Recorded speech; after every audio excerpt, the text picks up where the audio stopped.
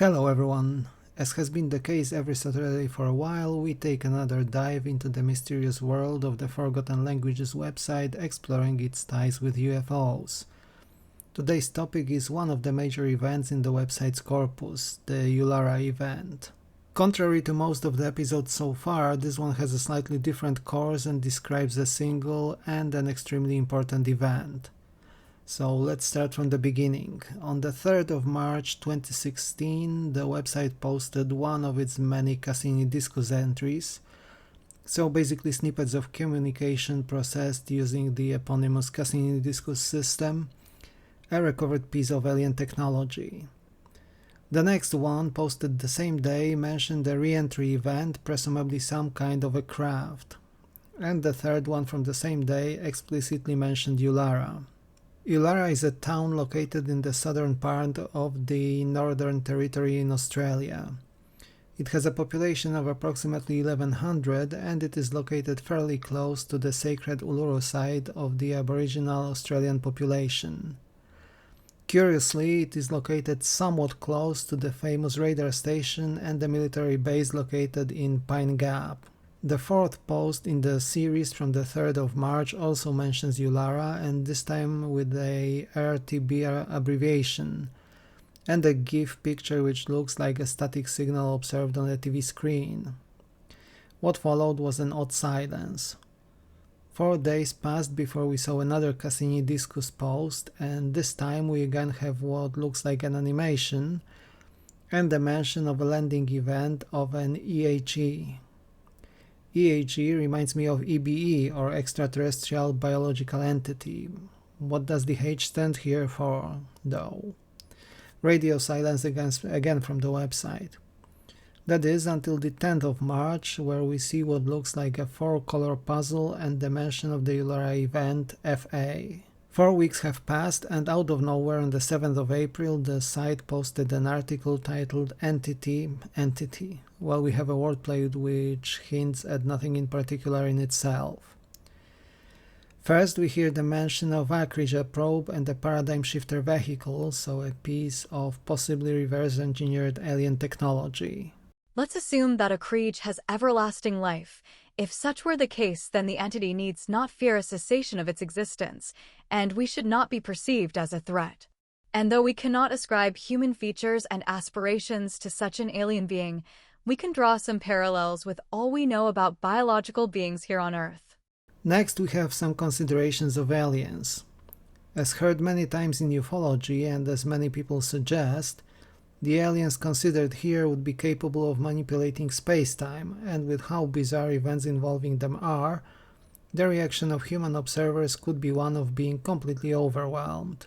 It is a fact they can curve space-time and visit us. But instead of asking how they do it, let's ask why they do it. Why they do what they do? What are the rules of their behavior? Direct observation is not possible, and, on the other hand, the mere contact with them leads to insanity. They're inexpressibly alien, that is, they are alien beyond words. Nothing in our neural conformation is ready to meet them vis-a-vis. Next we have a scary and a cryptic thought following both previous passages. The aliens seem to know the future, it seems, or at least one of possible futures, leading us down a very dark path. We read the following. Self-preservation is our ultimate priority, and that is something they seem to fully understand. The message they sent seemed to point out that there is a fate worse than death for us, and that we need to understand this. Preservation of one's culture leads to a drive for knowledge. This Akrij made clear on several exchanges. Now, all of this is not really that different from what we have heard in other episodes of this series so far. But this time we have an explicit textual reference to the Yulara event, which so far was only presented in the enigmatic Cassini Diskus snippets. Yulara is a turning point. We have for the first time learned of a new universe, where the laws of nature differ from ours.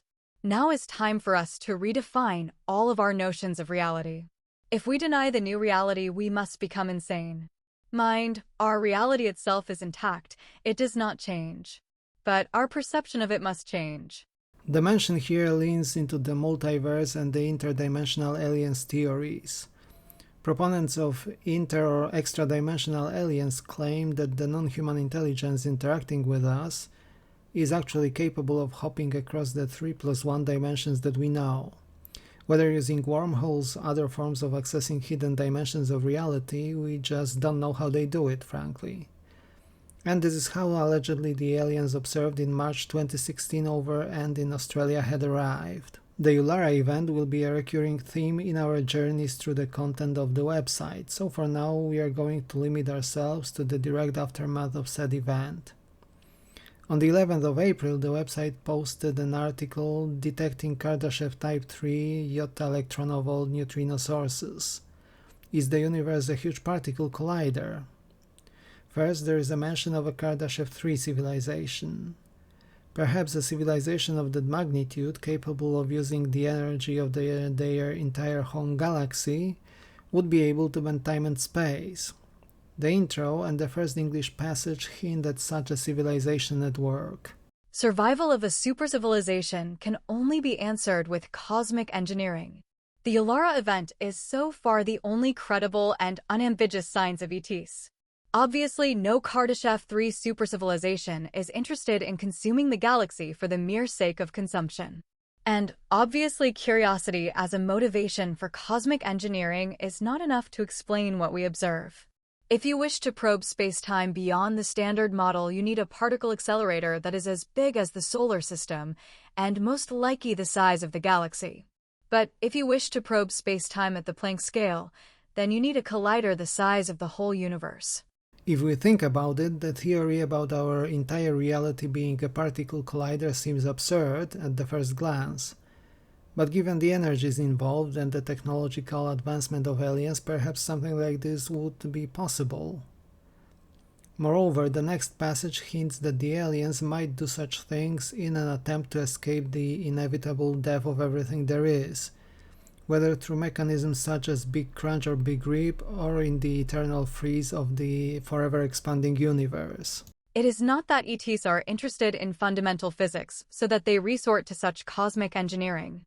It is that they need to if they wish to transcend the collapsing universe in which we all live.